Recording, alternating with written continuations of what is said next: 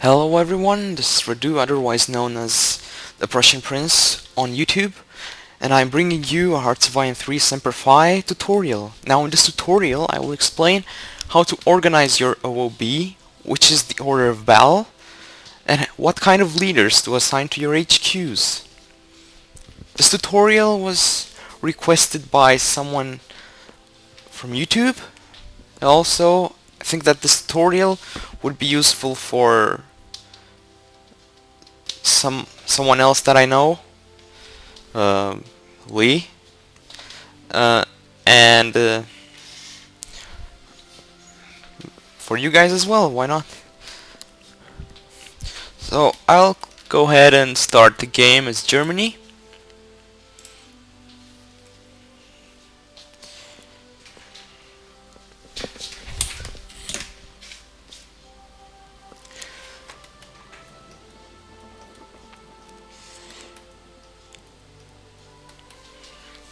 It's taking a while to load. Okay, so we are in the game now.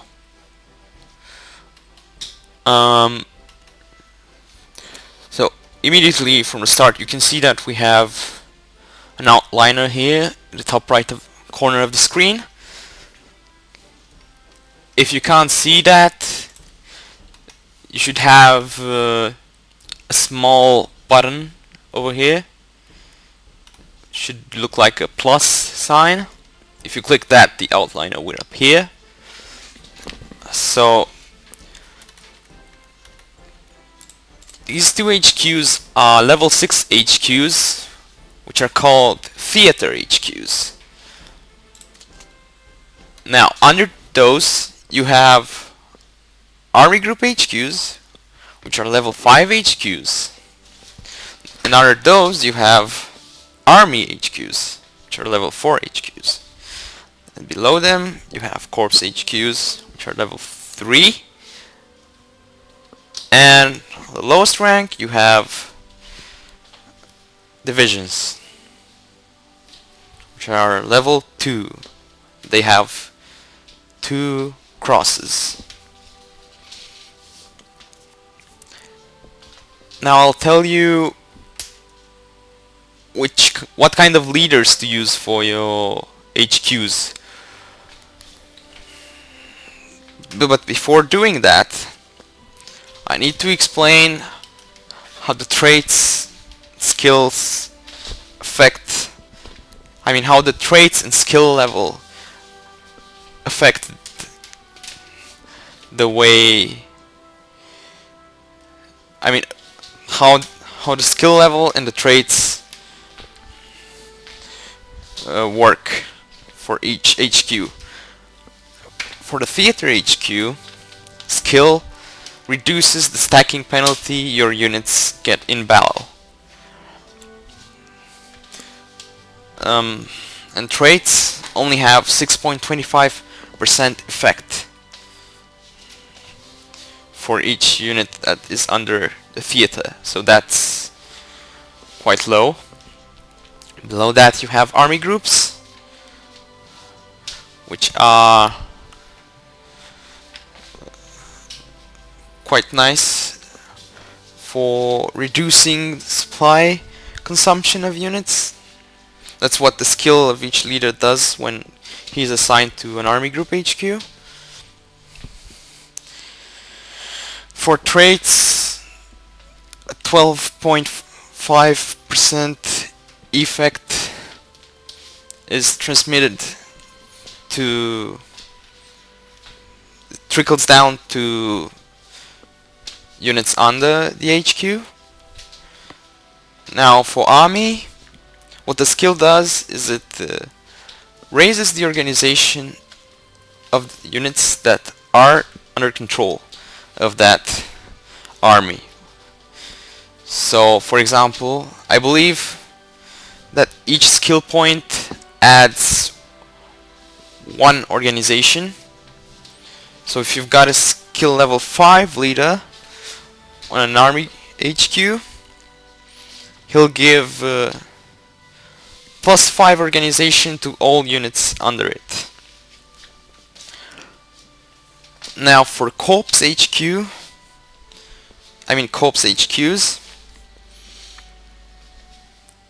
what the skill level does is it raises the combat reinforcement chance.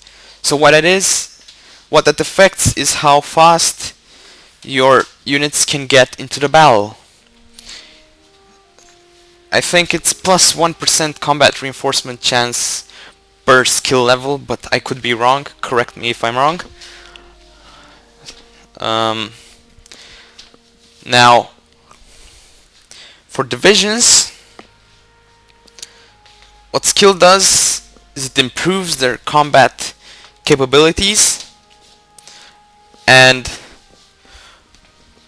traits have 100% effect. Oh, I forgot to talk about the effect of traits at other HQ levels. I think I forgot to mention it. Corps, Army, the Army group, I don't remember. But anyway, I'll talk about those now. So for Corps, what the effect traits have is reduced by 50%, so you've got 50% effect. For Army, you've got 25% effect. And for Army group, you have 12.5% effect. I think I've already told you about the traits on Army group level, yeah. So now I'll show you how to organize your OOB, but this sometimes can be down to personal preference, and other times there's just something that you can do better. Okay, let me demonstrate how I do it. Okay, let's take this infantry division for example. Press D to detach it, press C to create an HQ. Now this is called the first corps. We'll select it, and then press C again to create an Army HQ. And now we'll create yet another Army HQ, but an Army Group HQ, sorry.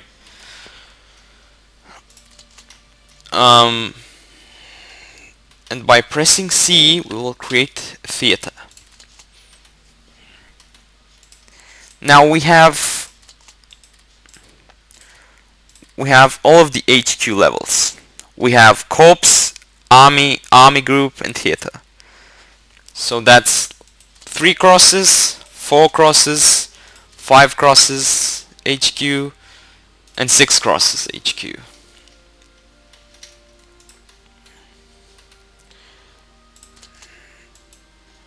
Now what I recommend you to do is to put 5 infantry divisions in each corps. That's what I do. And to put 5 corps in each army.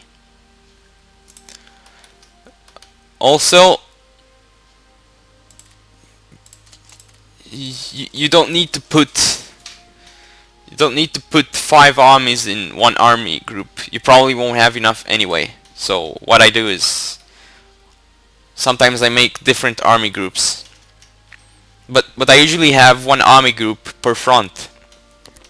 So for example, for France, I have one army group. For Poland and Soviet Union, I have one army group. But sometimes I have 3 army groups for Soviet Union. Okay, so what I like to put on theater level is a skill 3 leader with no traits. What I like to put on Army Group HQ is a leader with the highest skill. So in this case it's a skill 4 leader.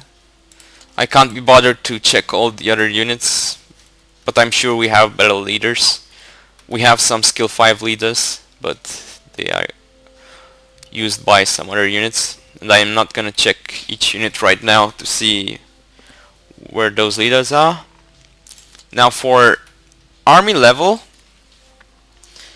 skill is also important, but what's more important is to have traits. Well, actually, they are both very important. So you need to have a high skill for army level and some nice traits.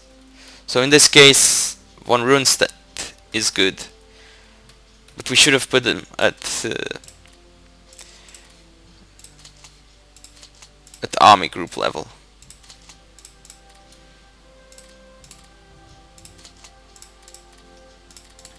Okay.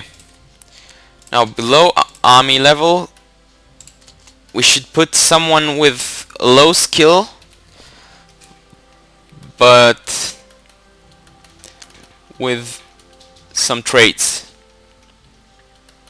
So let's see who has low skill, one or two skill, but with some nice traits.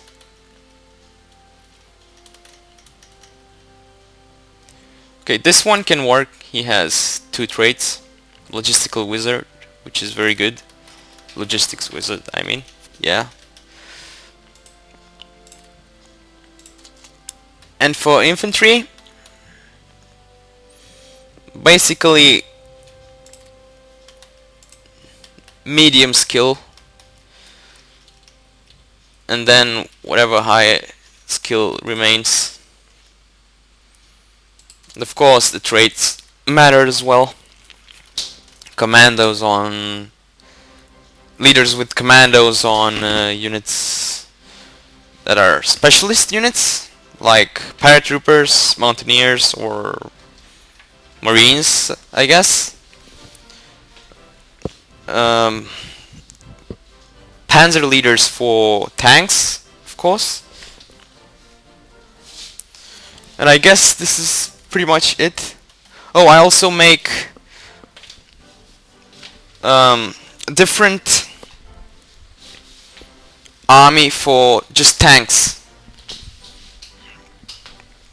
And on the corpse of the tank, the tank corpse, I like to put leaders with logistics wizard and with panzer leader. So keep that in mind. I like to put logistics wizards for tank corps because, as you know, tanks consume a lot of supply and fuel, so we should reduce that amount. And I guess I don't think there is anything else I should say.